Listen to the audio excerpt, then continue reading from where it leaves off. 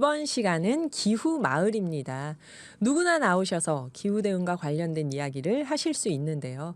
실천담도 좋고 정책 제안도 좋고 또 기후와 정말 관련이 아주 희박한 이야기여도 나는 라디오 나와서 이야기는 꼭 하고 싶다 하시는 분들은 샵 0999 문자나 오늘의 기후 밴드를 통해서 신청하시면 저희가 연락드리겠습니다. 오늘 누구나 인터뷰 주인공은 경기도 탄소중립도민추진단 활동을 하고 계시는 동두천의 심동용 선생님이십니다. 안녕하세요. 네, 선생님. 안녕하세요. 선생님, 제가 선생님이 어떤 분이신가 이렇게 막 보다가 조금 놀랐던 게 저희 경기도가 워낙 외지인들이 많이 들어와서 살잖아요. 예, 저도 서울에 있다가 경기도로 왔지 경기도 사람 뭐 그래도 저는 경기도 사람이라고 생각하지만 그런데 선생님께서는 동두천에서 태어나시고 지금까지 계속 동두천에서 사셨다고요. 그럼 지난 50여 년 가량의 동두천 역사를 다 알고 계시겠구나 이런 생각이 들었어요. 제가 인적사항에서 사는 곳을 이렇게 먼저 막 밝혀버렸지만 개인 소개를 간단하게 해주신다면 어떨까요? 네, 안녕하세요. 그 경기도 동두천시에 살고 있는 심동용이라고 하고요. 사랑하는 아내와 셋 딸과 함께 살고 있습니다. 예, 심동용이라고 합니다. 네, 심동영 선생님이 말씀 안 하셨지만 서점을 운영하고 계시고 예. 또 자연에너지협동조합 이사님이시라고 보면은 직함이 되게 많으신데 겸손하게 말씀하셨습니다. 아, 그런가요? 네, 기후 환경에 이렇게 관심을 갖게 되신 근데 여기 나오신 분들이 다들 그러세요. 자기소개를 자랑을 하시라고 딱 말씀드렸는데 아주 짧게 기본적인 것만 말씀하시고 자랑을 안 하시더라고요. 근데 예. 네, 저희 동두천은 이제 시가 된 거는 1981년인데 81년에 시가 됐으면 예. 그전엔 군이었네요. 아니 동천읍이었습니다. 양주군의 동천읍이었는데 네. 그 타 지역하고 좀 이색적으로 그 동두천시 대학생회라는 지역 단체가 있었어요. 동두천시 대학생이면 동두천에 대학교가 있었나요? 아니요, 동천에서 대학을 다닌 학생들의 네. 자치단체인데 그게 제가 알기로는 1952년부터 그래요? 있었고 네. 이제 해체되기 직전까지 2000년 전후로 해서 해체됐는데 이제 동천시 대학생의 대학을 90년도에 들어가면서 네. 동천시 대학생의 활동을 대학교를 다니면서 하다가 이제 그 당시에 이제 동천 민주시민회라는 단체들이 이제 선배들이 창립한 단체가 있었고 그 후신인 이제 동천 시민연대에서 이제 사무국장하고 이제 운영위원으로 활동하면서 네. 그 시민연대 후신이 일반인들이 듣기에는 좀 아이러니하겠지만 해체하면서 저희가 이제 더불어꿈 협동조합이라는 협동조합 공동체를 형태로. 만들었고 네. 그 공동체 내에서 이제 2020년도에 동천 자연에너지협동조합을 이제 몇몇 분과 함께 네. 이제 발기인으로 해서 자연에너지협동조합을 만들면서 이제 기후나 환경 에너지와 관련된 활동을 이제 더 구체적이고 적극적으로 하게 되었죠. 그 전에는 이제 동천 시민연대라는 시민단체의 네. 이제 회원으로서 활동을 했었고요. 하다가 네, 그렇습니다. 제가 마음이 뭉클해지는 게 1952년부터 동두천의 읍일대 양주군 동두천 네, 읍일대부터 동두천 대학생회가 있었는데 아마 제 기억으로는 그 당시 명칭은 아마 양주군 대학생회나 아니면 대학생회. 뭐 이단면 대학생회가 아닐까라는 생각합니다. 예, 그땐 동두천 읍이 아직 아니었으니까 예. 그 대학생회가 계속 이어지면서 있었는데 네. 그러면 동두천시 출신 대학생들은 각 학교 동아리에 가서 활동도 하지만 고향 대학생회에서 또 계속 모임이 있었던 거네요. 네, 맞습니다. 그래서 과거에는 이제 동천시 보조금으로 이제 네. 신입생 환영회라든지 그러고 이제 뭐 어떤 뭐 심포지움이라든지 이런 걸 하면 이제 동천시 보조금을 좀 받아서 하기도 하고 그게 네. 매년 이제 90년대 전후로 계속 이루어지고 있었죠. 네. 그러다가 그게 이제 그 대학생들이 어른이 되면서 동두천 시민연대가 된 거예요. 대학생회뿐만 아니라 그 당시 네. 지역에서 활동하시는 청년회 분들도 계셨고 네. 그래서 이제 만들어진 걸로 알고 있습니다. 네. 굉장히 동두천이라는 지역에 대한 애정이 많았나 봅니다. 지역 청년들이. 네. 지금도 그렇다고 생각하고요. 과거에도 네. 마찬가지로 애정이 많았던 걸로 선배님들이나 후배님들 네. 그런 걸 기억합니다. 네. 그래서 지금 여러분들이 듣고 계시는 우리 신동영 선생님은 동두천 토박이세요. 태어나서 거기서 쭉 성장하시고 대학생회 하고 시민연대 하고 협동조합 하고 그러시다 지금 동두천 자연에너지 협동조합까지 하고 계십니다. 그러니 동두천 이야기라면 누구보다 하실 얘기가 많으실 텐데 일단 우리가 그럼 가장 최근 활동을 여쭤보면 자연에너지 협동조합에서 활동을 하신 거잖아요. 네, 맞습니다. 그 태양광 닥터 지금 저희 이웃집 태양광 코너에서 태양광 닥터에 대해서도 많이 얘기를 했는데 직접 태양광 닥터를 하고 계신 건가요? 예, 지금 저희가 2020년도에 동천 자연에너지 협동조합을 이제 창립하면서 네. 이제 20년도부터 아니구나 21년도부터네요. 21년도부터 올해 3년째 태양광 닥터를 이제 하고 있고요. 네. 예, 거기서 지금 현재는 기술자나 활동가가 아닌 이제 코디네이터라고 이제 네네. 관리를 하는 그 역할을 하고 있습니다. 네, 코디네이터 역할이 중요하죠. 태양광이 저희가 뭐 다 모르니까 설치해 놓고도 모르니까 누가 설명해 주는 게 굉장히 중요하더라고요. 그래서 지금 동두천 자연에너지 협동조합에서 이사 겸 운영위원으로 활동하시면서 태양광 발전소 설립을 위한 활동 또 뭐 그럼 탄소 중립 실천을 위한 홍보나 교육 활동도 하고 계시겠네요. 예, 동천 자연에너지 협동조합이 이제 예비 사회적 기업이다니까 네. 이제 사회적 공헌 활동은 뭐 자주는 못하지만 네네. 이제 분기별로 한두 번씩은 이제 사회적 공헌 활동을 하고 요번 달 이제 며칠 안 남았네요. 이제 31일 날도 이제 탄소 중립 관련된 영상 상영 및 이제 뭐 간단한 뭐 토론회까지는 아니지만 네. 이제 뭐 정담회 정도 네. 이제 그래서 관심 있는 시민들 또는 조합원이나 시민들 참여하셔서 탄소 중립 그리고 지역에서 어떻게 실천할 수 있는 것들에 대한 부분들을 유튜브 영상을 보고 이제 간단한 뭐 가벼운 토론 정도를 진행하는 걸 또 계획하고 있고요. 또 동두천 같은 경우는 10월 달에 지역 행사가 굉장히 많습니다. 뭐 천사 데이부터 해서 자원봉사 축제 뭐 여러 행사들이 있는데 그런 행사에 저희가 이제 에너지 이제 뭐 나눔이라든지 아니면 탄소 중립과 관련된 홍보 활동 뭐 그런 부분들도 10월 달에 계획되고 있고요.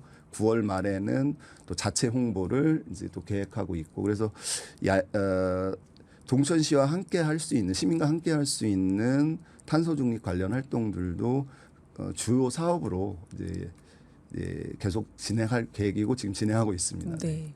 이게 선생님처럼 이렇게 삶 자체가 실천이신 분들한테 관심 갖게 된 계기가 뭐였어요 하고 여쭤보는 거는 좀 실례인 것 같아요.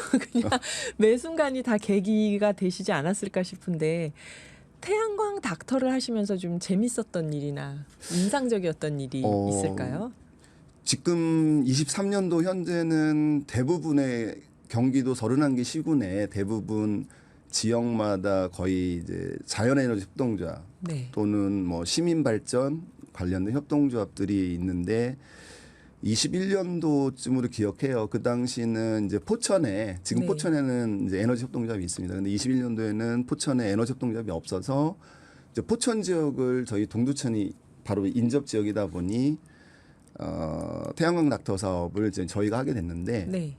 이제 포천이나 연천군 같은 이제 도농 복합 도시 또는 이제 농촌이 많은 도시들은 에너지 자립 마을이 많습니다. 실제로 저희가 이제 포천이나 연천을 이제 태양광 닥터를 이제 배정받은 곳을 가보게 되면 이제 에너지 자립 마을이 가게 되는 경우도 꽤 있는데 유독 기억에 남는 거는 이제 포천에 이제 어떤 곳이었는데 그 동네는 당연히 이제 에너지 자립 마을이고 그 농촌인데 좀 어르신들이 많이 사는 곳이에요. 네. 아시겠지만 농촌들은 어르신들이 많이 네, 사시고 네. 젊은 층이 많지는 않죠. 근데 네. 이제 예약을 잡고 가게 되면 이제 안 계신 경우들이 이제 있으세요. 갑자기 뭐 농사 일 급하게 나가셔야 되고 약속이 네. 있거나 그러면 그러면 저희가 그 당시에 이제 경로당을 찾아봬요. 그럼 경로당에 이제 회장님도 계시고 어르신들이 계신데 어느 지역 경로당을 가도 어르신들이 참 반갑게 맞아주시고 어떤 문의를 하면 잘 안내해 주시는데 그 포천의 그 에너지전 마을을 더 기억나는 게 갈 때마다 꼭 한 집, 두 집 정도는 안 계시거나 약속한 시간에 안 계시거나 연락이 안 되는 경우가 네, 있어요. 네. 그러면 이제 이장님한테 연락할 경우도 있지만 이제 경로당이 언제나 그 마을의 어떤 중심 지역에 있어서 경로당에 네. 이렇게 찾아봐서 인사를 드리면 어유 하면서 굉장히 그 친자식처럼 대해주시고 그리고 그 마을에 너무 감사했던 게 그 점검 나가는 집마다 뭐 음료수나 과일을 꼭 주세요. 대부분의 집이. 근데 네. 그런 케이스가 흔치는 않거든요. 저희가 네, 태양광 네. 닥터를 가게 되면 딱 주어진 약속 시간에 딱 하고 점검 및 이제 찾아가는 교육해서 또 불편 사항이 없는지 설문조사 이런 거를 병행하는데 그 마을 분들은 뭐 어르신부터 해서 한 40, 50대의 뭐 청장년층 분들도 굉장히 가족처럼 네. 반갑게 대해주시고 그래서 오히려 음료수 마시다가 배가 부른 적도 있고 해서 집집마다 계속 음료수를 주셔서. 그래서 유독 그 마을이 좀 많이 기억에 네. 남습니다. 네. 아우 마음이 훈훈해지네요. 이런 거는 텔레비전 드라마에서만 있는 줄 알았는데 진짜로 이런 일이 있구나 하는 생각이 들고 또 저는 한편으로 재생에너지를 위해서 네. 이렇게 가가호호 방문하면서 고생하신 분들이 있었구나 하는 생각이 새삼 드네요. 선생님께 감사를 아유, 별 말씀. 갑자기 불쑥 감사를 드려야겠다는 생각이 드는데 그럼 선생님이 현재는 가장 큰 관심사가 어떤 걸까요? 지금 현재는 이제 탄소 중립 녹색 성장 기본법에 의해서 이제 기초 지자체도 이제 올해까지는 네. 탄소 중립 녹색 성장 기본 조례를 이제 만들어야 되는 상황이에요. 근데 이제 올 7월 말 기준으로 경기도 31개 시군 중에 저희 동두천시를 포함해서 아마 4-5곳이 아직 조례가 제정이 안 된 상황인데 저희 동두천시도 이번 7월 말에 네. 탄소 중립 조례안이라고 줄여서 얘기했습니다. 조례안이 이제 입법 예고가 됐고 네. 이제 올해 안에 조례안이 만들어질 예정인데 저는 중앙 정부의 법률도 중요하지만 이 탄소 중립 관련해서는 이제 기초 지자체도 좀 더 적극적으로 그리고 시민들과 함께 민간 협치를 통해서 빨리 적극적으로 그 정책적인 부분들, 행정적인 부분 나가야 된다고 생각하기 때문에 지금 동두천시 탄소 중립 이제 조례 제정안이 지금 입법 예고된 것보다 좀 더 적극적이고 시민 참여가 더 활발하게 이루어질 수 있는 조례로 제정됐으면 하는 부분이 지금 현재로서는 가장 큰 관심사입니다. 네. 탄소 중립 녹색 성장 기본 조례가 31개 시군에서 다 진행이 돼야 되는데 네, 아직 네. 미진한 곳이 몇 군데 있고 동두천시가 그중 한 곳이었는데 지금 조례를 입법 예고안이 나왔지만 여기서 부족한 부분들을 좀 적극적으로 채웠으면 좋겠다 이런 말씀. 이거 행정의 입장에서는 뭐 나름대로 여러 고민들 속에서 네.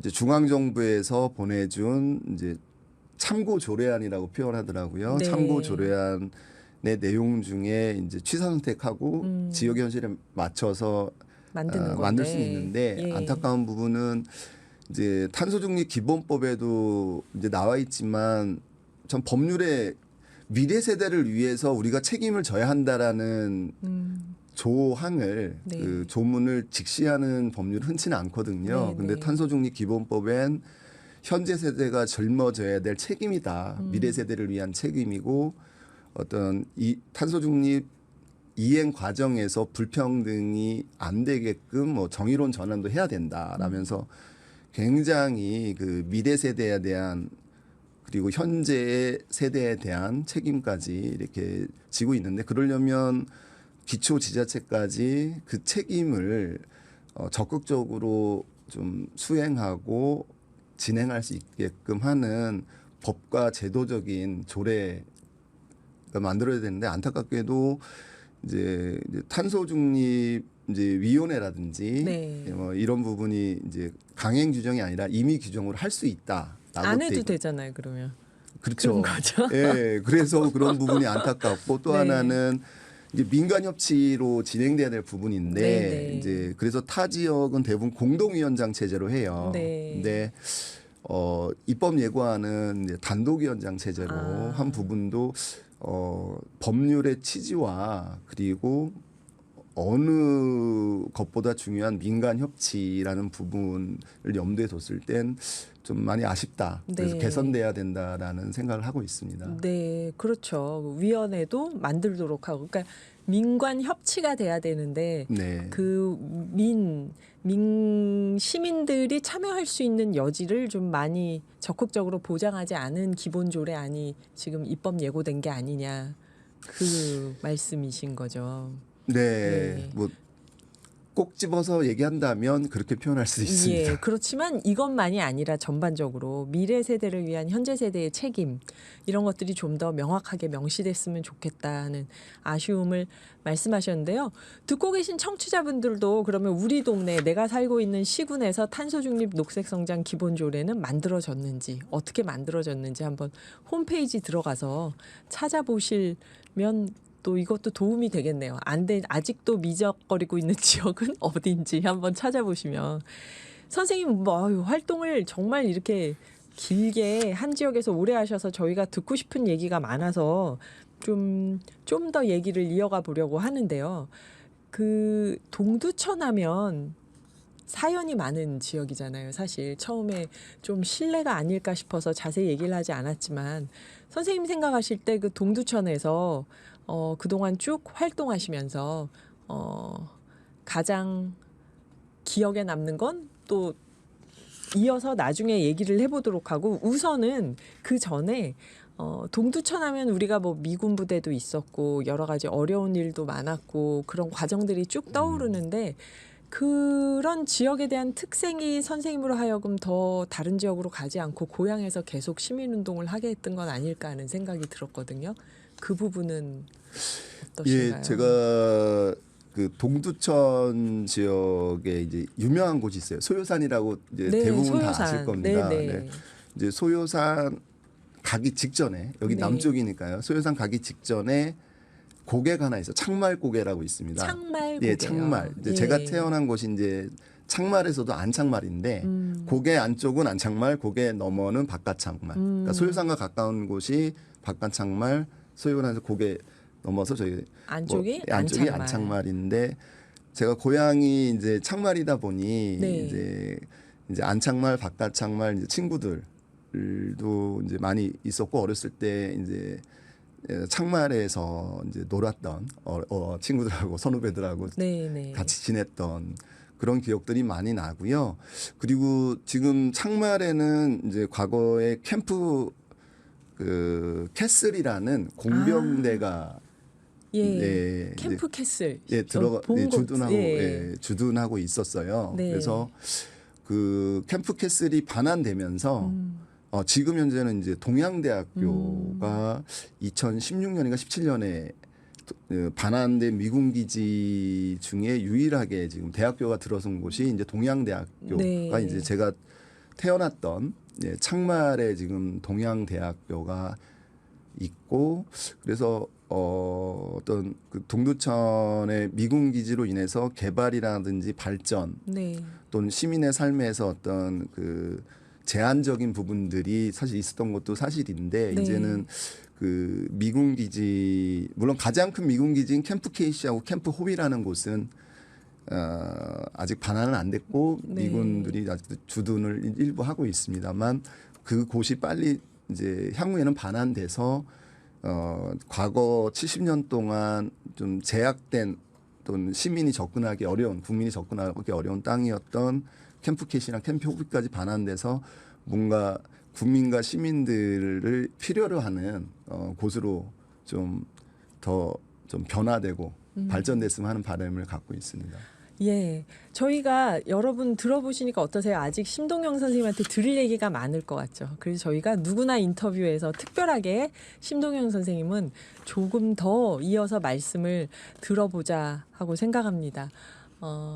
이어서 또 다음 인터뷰, 예, 다른 날 말씀하시죠. 다음 인터뷰에서 또 뵙도록 하고요. 오늘 말씀 고마웠습니다, 선생님. 감사합니다. 심동용 경기도 탄소중립도민추진단 동두천 대표 단원님이셨습니다. 문자 막판에 들어온 거 조금 더 볼까요? 청개구리 님이 안양역, 수원역 자차라고 하죠. 자전거를 이렇게 쓰시더라고요. 자전거 주차 시설 잘 되어 있어요. 서울도 갓길은 자전거 전용 도로입니다 하셨네요. 이런 줄은 제가 몰랐습니다. 자전거를 안 타고 다니니까. 또 이난희 님 오늘은 운전 중이라서 듣기만 하다가 주차한 후에 출석 인사합니다. 이제 앉아서 커피 마시면서 편하게 들을게요. 희숙님도 정성스런 날 보내세요 하셨는데 좋은 날 보내세요 이런 말보다 이 표현도 참 좋네요. 정성스러운 날 보내세요. 3145님 지금 환경은 자동차 중심으로 발전되어서 지금 하신 말씀은 옛날로 되돌아가는 교통수단이네요. 아까 3부에서 박연희 선생님 얘기 듣고 주신 문자 같아요.